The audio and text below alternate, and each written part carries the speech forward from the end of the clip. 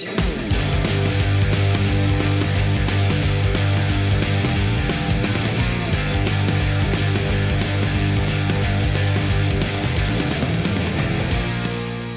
back to the Gridiron Drive. I'm Anthony Correnti, joined as always by my co-host Peter Traina, and today we've got a lot to unpack from Week 3 of the NFL season. We're 3 weeks in, and already the league is full of surprises.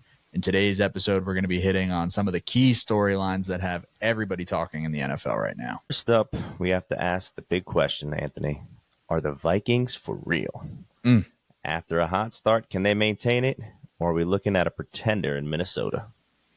Yeah, and then we're going to take a look at some of the teams sitting at 1-2 right now, teams that came into the season with pretty high hopes but are already facing some tough questions.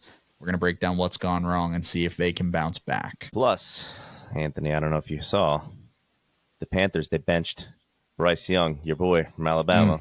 And they actually looked better with Andy Dalton under center. They did. It's early, but we'll unpack what that means, and we'll see what Bryce Young's future is and what their long-term answer at quarterback is in Carolina. And if you thought Week 3 was full of upsets, well, you were absolutely right. We've now seen 8 games this season where a team favored by a touchdown or more has lost outright.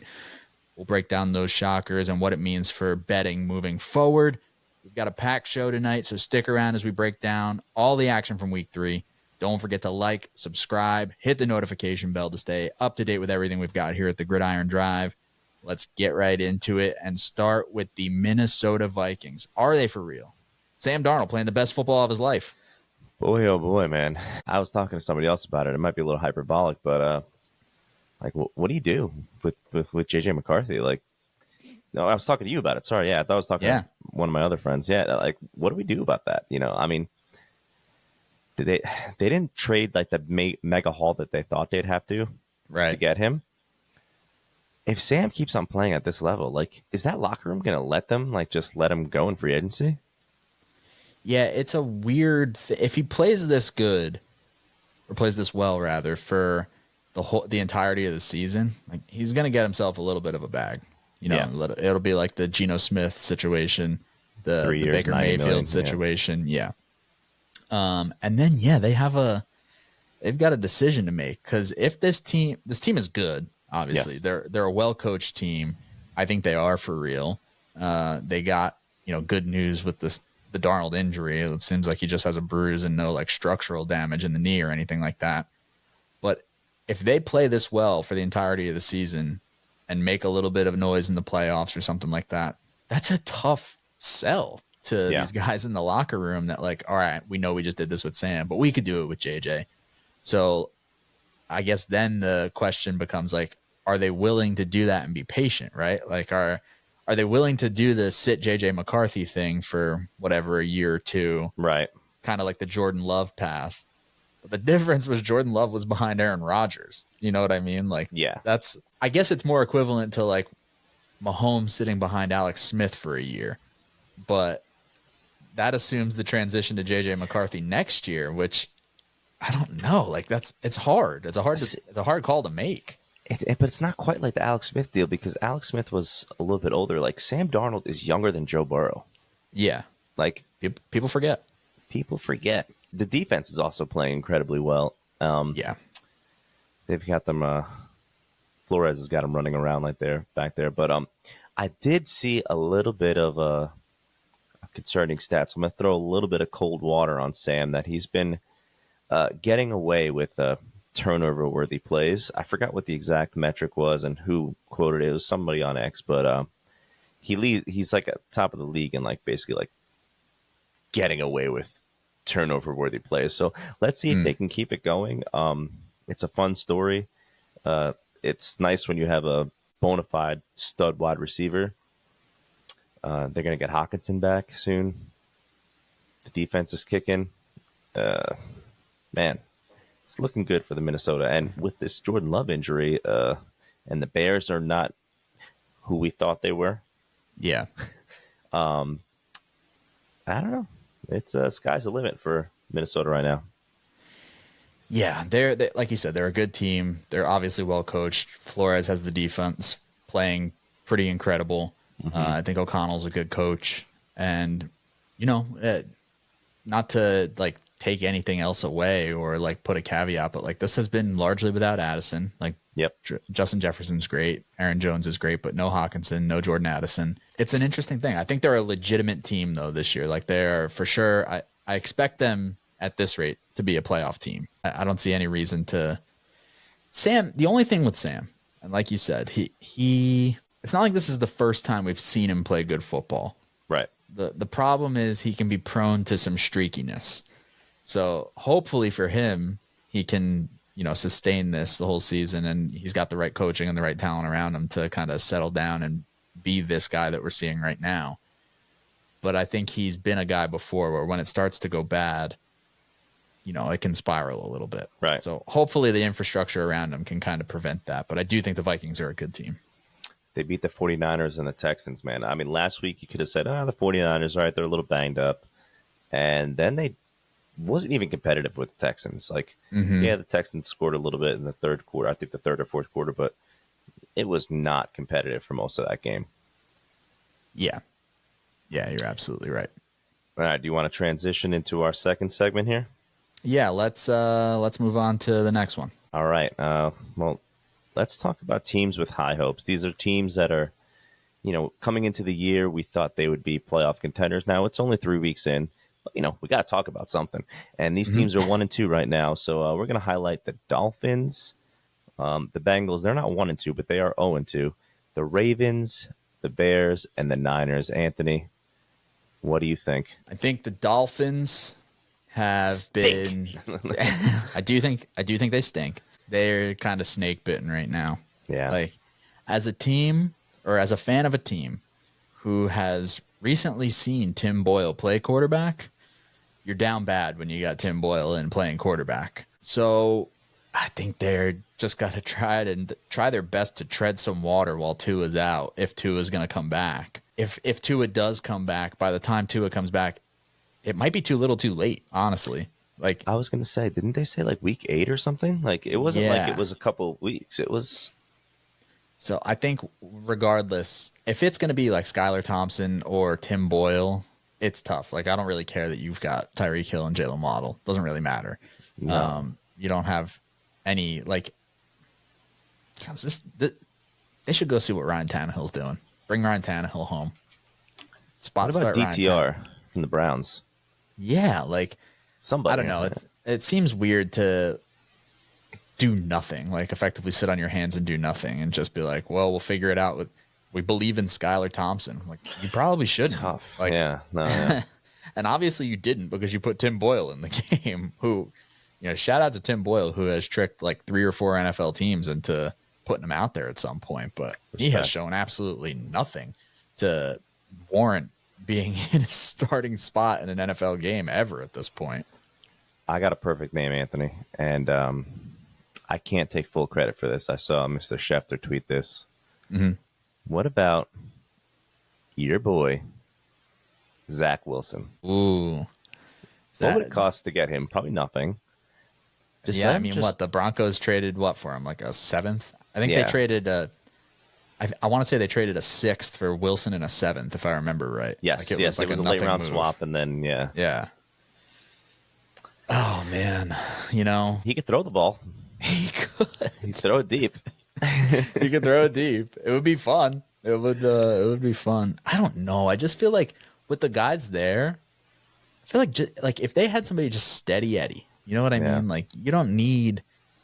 I don't want to say you don't need somebody that can, you know, throw the ball downfield, but like with the guys that you have right now, Skylar Thompson and Tim Boyle, you can't even play the quick game and be like, well, Tyreek and Jalen Waddle get us all the yak and we can live our life like that. The Ravens are interesting. Yeah. I don't really know what's happening in Baltimore.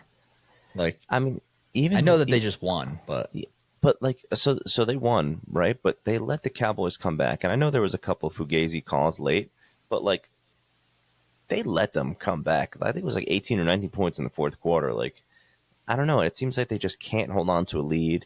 Yeah, something is not right there. I think it's mostly losing Mike McDonald on the defense, and they're just not the Ravens defense we are used to.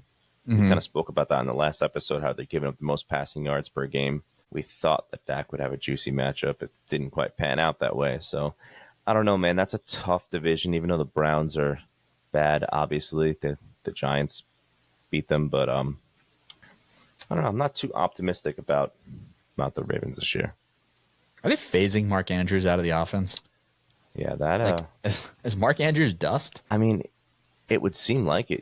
They could definitely use all the skill position players they can get. Right? It's This not like feels they have like weird. a bunch of talented skill position guys. I mean, they got some nice guys. Don't get me wrong, but it's not like they're you know.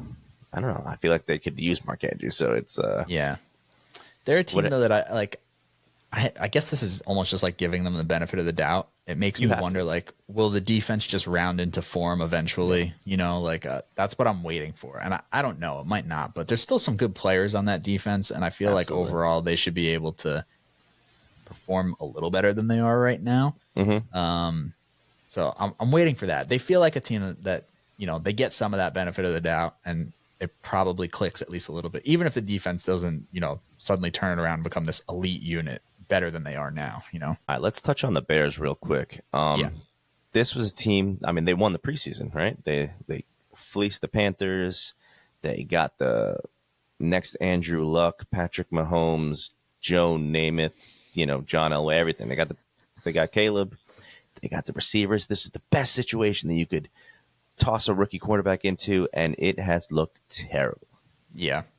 I'm Has a not little looked bit, good. yeah, I'm a little bit more optimistic about their offense after this week, but not at really. Like that fourth down, the last drive was really bad, and we spoke about this a couple episodes ago. I don't like their play caller. I don't like their coach. I don't like what he's doing. I don't know. I don't think it's I don't think Caleb stinks. I just don't like the offense they're running, and obviously Caleb could be better, but I don't think it's all on him.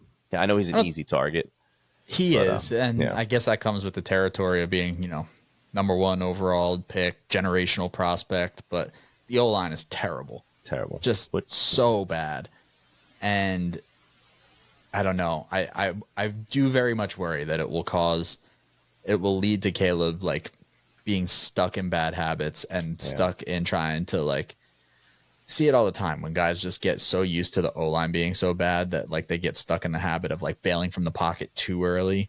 And like, I hope that doesn't happen. You know what I mean? Like the O line has to, again, same like we just said with the Baltimore defense, even if the O line doesn't turn it around and become this dominant unit, got to keep this guy so that he doesn't have to run for his life every yeah, single snap. Like it's crazy. It feels like every time the ball gets snapped, he's, has to spin around 2 or 3 times to shake somebody off of him and try and make a play downfield. And the plays downfield haven't come, and him and Rome Odunze just seem like a tick off, and yep, whatever, both rookies. But I really think it largely starts with just downright terrible protection, and the play calling is strange. Like yeah, it's not great. It's definitely not great. That yeah. goal line sequence where they ran it 4 times and run that speed option play on fourth down, and nobody ever had a chance. Like all the O linemen are on the ground. Swift has to For try and them, yeah. reverse fields. Swift has also been bad. But it's not great. It's not a great situation there right now. And lastly, the 49ers. I mean, I feel like we could really easily sum that up. That they're just banged up. They're just Super hurt. yeah. Super hurt. Everybody's hurt. Is Mike Shanahan? I'm sorry. Is Kyle Shanahan a criminal and should be arrested for his handling of McCaffrey? People are saying that fantasy managers everywhere should get to publicly interrogate and shame Kyle Shanahan for the way he downplayed McCaffrey's injury this preseason. Yeah. It's not a great sign when your star running back, and I know, Jordan Mason. Okay, great. We all love Jordan Mason. Yeah, that's an incredible But story. not a great sign when your star running back has to go to Germany for to see some specialist about an Achilles injury that we thought was a calf injury. Yeah, I don't know, man. That has season ender written all It's over it. starting to feel like we're not going to see him, Oh, which is kind of crazy, because just a few weeks ago in the summer we thought, oh, calf injury, take him 101 in your yeah, he'll be redraft leagues. fine. Like, yeah, he'll be fine, and we haven't seen him at all. Now it just seems like it's getting worse and worse and worse. But yeah, that team is super banged up. still talented. Hopefully some of their guys get healthy, but I know, Shanahan's like you know, feels like he can make anything go sometimes, but there's only so much you can do eventually. I guess we'll find out like what the truth with Brock Purdy is, right? Like how much can he do without, all these other guys around him? And I like Brock. That's not a shot at Brock Purdy, but that's the critique of him is he gets to throw to this loaded skill position group. I mean, but maybe he's got Jawan Jennings and it's fine, Jawan. Jeez Louise, man. I went up against Jawan Jennings, 40 points. I mean, good Lord. Yeah. Shout out to anybody that was forced into the spot where they had to start Jawan Jennings and they reaped the benefit of it. Incredible. I mean, they were in that game the whole time. They just kind of gave it up. They missed the 55-yarder. And I mean, you let another injury ravaged team beat you. I mean, it is what it is, but tough look for the Niners.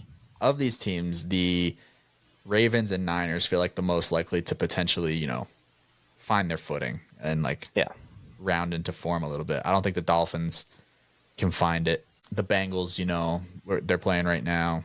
Jamar Chase finally gets loose for a touchdown. I think, the Bengals, I feel like they do this every year, honestly, where it's like they start slow and then eventually we're like, oh, they're pretty good. So I think the Bengals will find it. The Bears, I think it's going to be a rough go for this year. Yep. Yeah, I think the Dolphins have been found out, and Josh Allen just threw another touchdown. Good Lord. Sorry.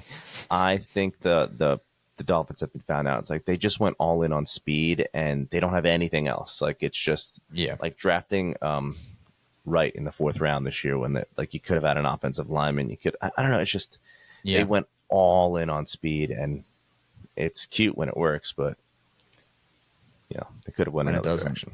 Yeah. All right.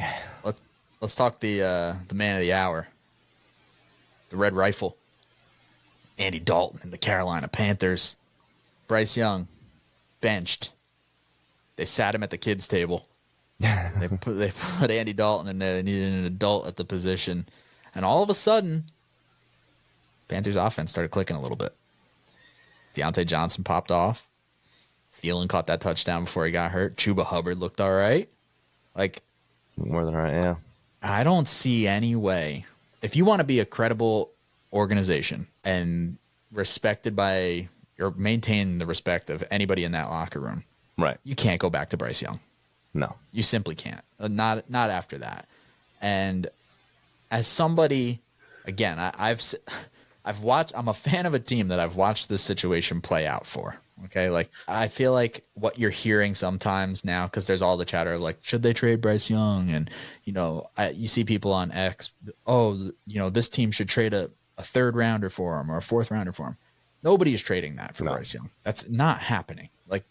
There's no way to me on the trade market that Bryce Young is worth more than Justin Fields was, worth more than Mac Jones was, frankly, more than Zach Wilson was. And people will go back to look at, Darnold and Baker and these guys that found their ways out of bad situations and now they're looking okay, or, better than okay. But I don't really think if Bryce Young comes back this season or if he doesn't play anymore this season, or if he comes back and plays a few more games, the numbers are far more in line with what Zach Wilson did in 2 years than they are with what Baker or Sam Darnold did in 2 years. It's really not even close, honestly. And I loved Bryce coming out. I thought he was such a good quarterback that I was willing to bet on historic outlier size, right? Because he was a cerebral assassin. He was a regular old Triple H out there.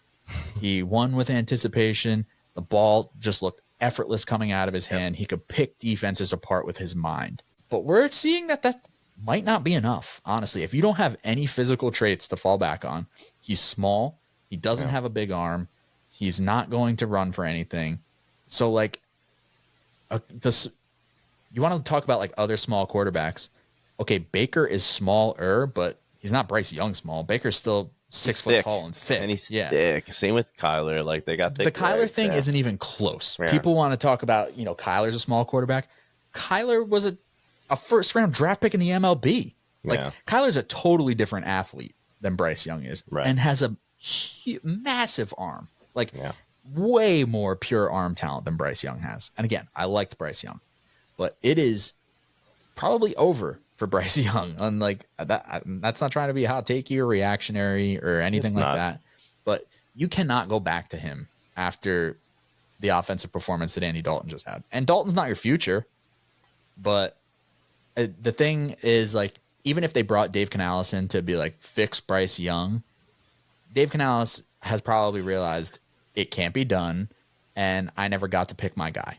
Right. So he can afford it, right? He wasn't the coach that was there when they took Bryce Young. So he gets the benefit of the doubt of saying, well, I would have said you should have taken Stroud or, Right. Whoever else. But he'll get another pick at quarterback, and Bryce will get dealt for pennies probably in the offseason would be my guess. Maybe before the deadline. I don't know. I don't see any reason why to drag it on. Like, I don't know. Because all that happens in that situation is if Dalton gets hurt and then you put Bryce Young back out there, it's the Zach Wilson thing all over again. Yeah. You put a guy out there who is not ready, broken, has zero confidence. The second one bad play happens, he's getting booed out of the building, and it just compounds and gets even worse. So I don't know if you have anything else to add there. No, I mean, Sorry, you nailed it there. No, I you went. ranted about Bryce Young. I loved it. I loved it. I was listening with intent. No, I mean, the only thing I wanted to add is to defend Bryce Young a little bit is they really did him no favor. It was 3 or 4 coaches, and oh yeah, I mean, yeah, to be fair, it's not all his fault either. Yeah. Like, the organization is a mess. yeah, and Dalton is just like a proven vet that he's gone through so much already. Like, Yeah, he can handle that. So that they just need to, cut their losses, unfortunately, and kind of move forward. I don't know if you saw Alex Smith saying about how, like, this is what they should have done from the beginning last year, and it's probably true. Yeah. Like, you shouldn't have thrown him out there week 1. Let Dalton start and be, a little more patient with him. But it just doesn't happen anymore with first overall picks. Yeah. And, like, we've joked about it, but, like, nobody is taking the shot with a first overall pick on a small quarterback like this again. It's simply not going to happen unless there's something to counteract the height. You know what I mean? Yeah. Like, again, Kyler was different. He was short, but a crazy athlete with a massive arm. Yeah, you got the plus arm, plus athlete. Yeah. So I don't know, man. I don't know if we ever see Bryce Young start anywhere. You know what I mean? It might just be over. Yeah. Which is a historically fast flame out, and crazy when you think about what they gave up to be able to do it. I think their second this year is going to the Bears as well. Like, that's the final straw. Like, gosh, man, that'll Forever be the craziest thing. 34, Crazy, still the craziest thing that DJ Moore was also part of that deal. Like, that just feels like bullying, like, yeah, I'll take DJ.